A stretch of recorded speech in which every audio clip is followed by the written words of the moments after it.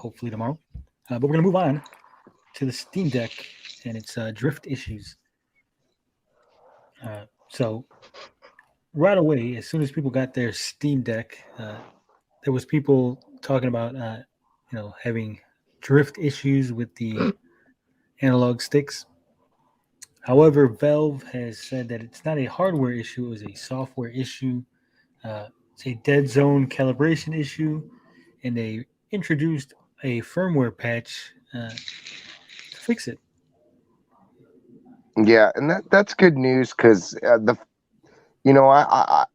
found out by watching Rich's stream or little episode that he had about it, and I was it was a head scratcher, right? Because these people just got their consoles. I couldn't believe that drifting would be an issue so early. So it's good to hear that it was just a bug and that it's been patched.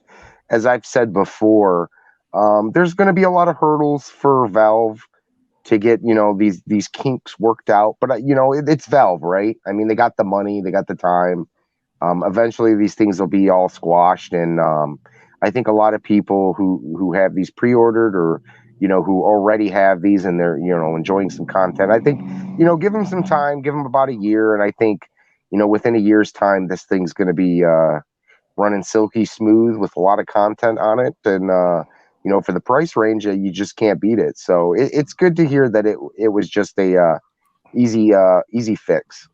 Yeah, and the patch has been set out, and people have applied it already and are reporting that it is fixing the issue.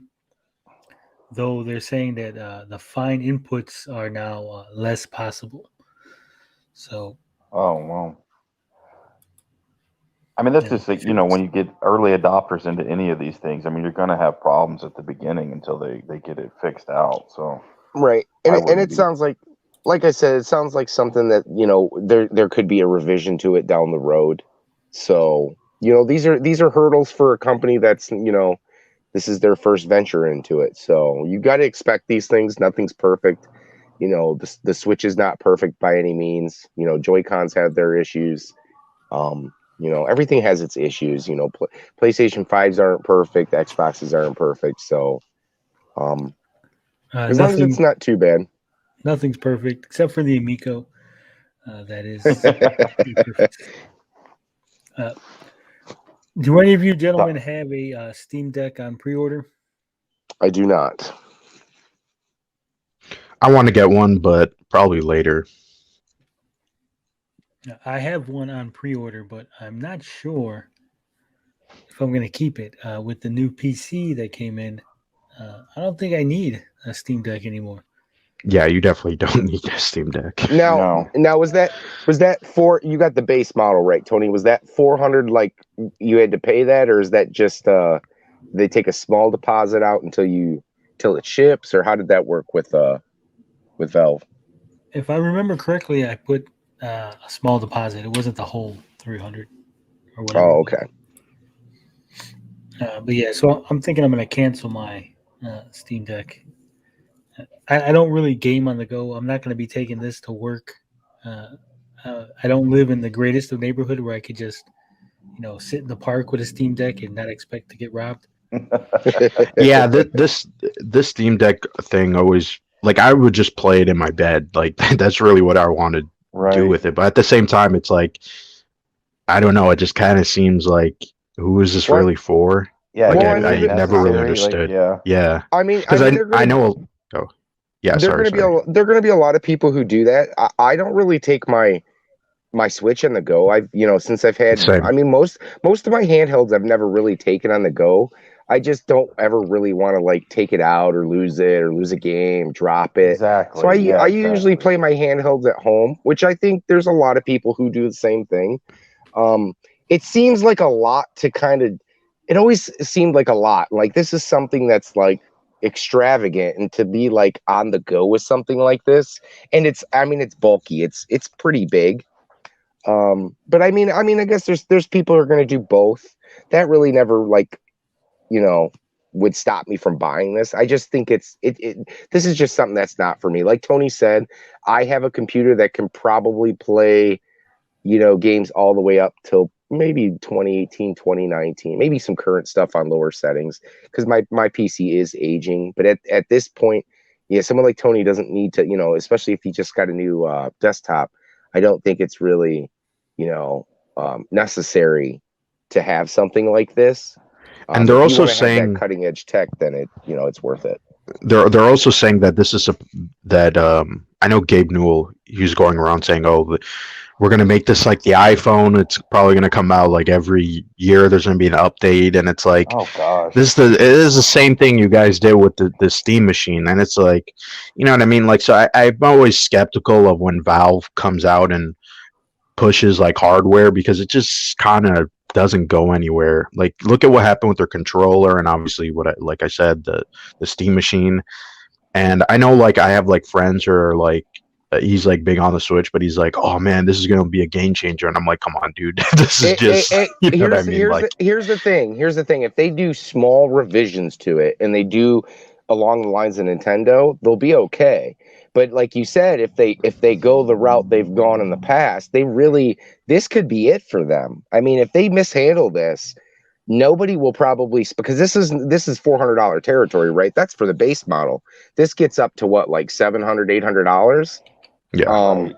So I mean, a misstep here could really hurt Valve in the hardware, in this area in the field. So I really think they're going to handle this one with care, because if they don't, they're going to have a lot of upset fans with this, because I can't see them doing, like you said, like every year and try to milk people.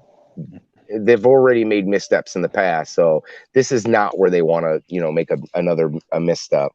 It's $399 for the base model, $529 for the 256 gigabyte model, $649 for the 512 gigabyte model. I would not be bringing no $650 device around with me. No, not at all. Yeah, exactly. Not even close. No. If I worked in an office, maybe,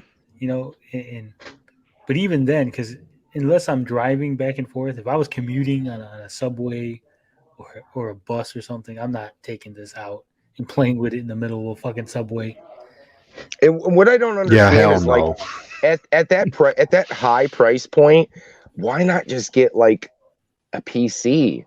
I mean, you can stream on a PC, you can do all this other stuff.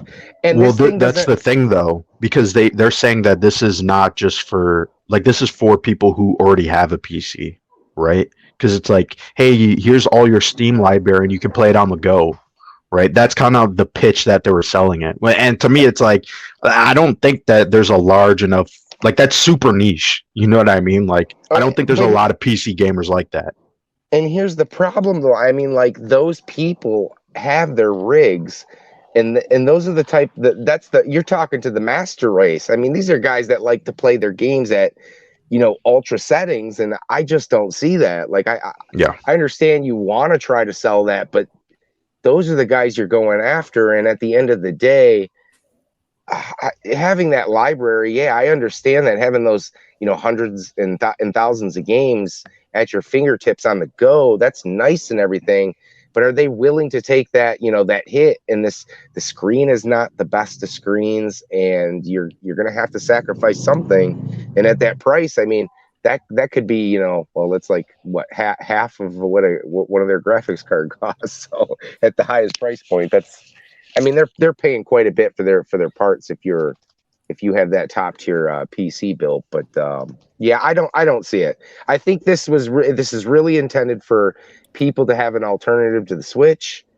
I know there's other devices that are about $800 to $1,000 on the market, and maybe you're going after that crowd. But I don't know. I just see the guys that are really going to want to play those PC games at ultra settings. I just don't see why they would dip their toes into this one right here. But I guess we'll see. Only time will tell. Ninja Kitty says you live in the ghetto, Tony. I do live in a modern major city. I'm not taking, even if I lived in a good neighborhood, I'm not trusting myself with a $650 one drop, device. you drop it. I mean, dang. And it's only for one use. That's the thing. You're only gaming on it. You know what I mean? So it's Well, like, you could stream on it. You could stream.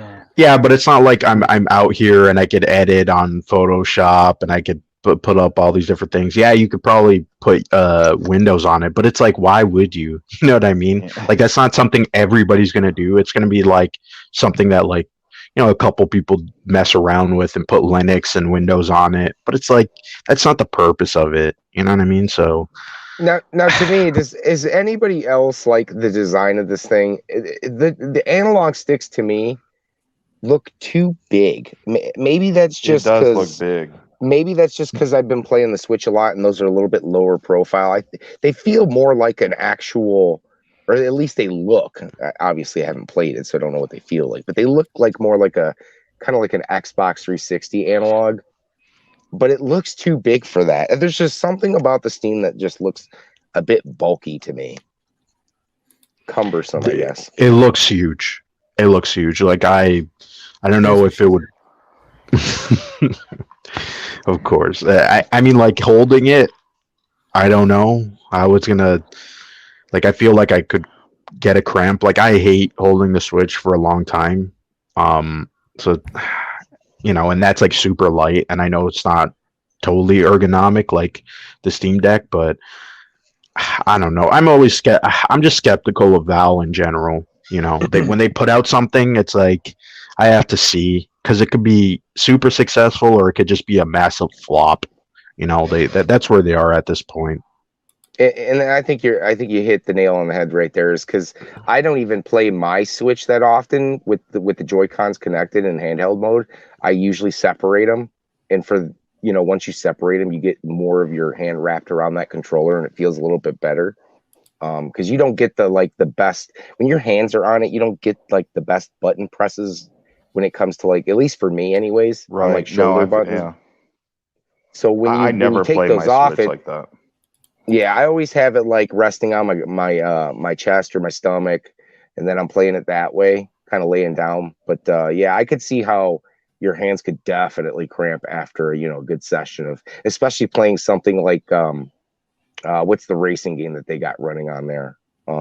The popular one, is it Gran Turismo or is it can't remember whatever the most popular one is, but I could only imagine that would be uncomfortable to play for long sessions. Yeah. Forza. Right. So moving on from the Steam Deck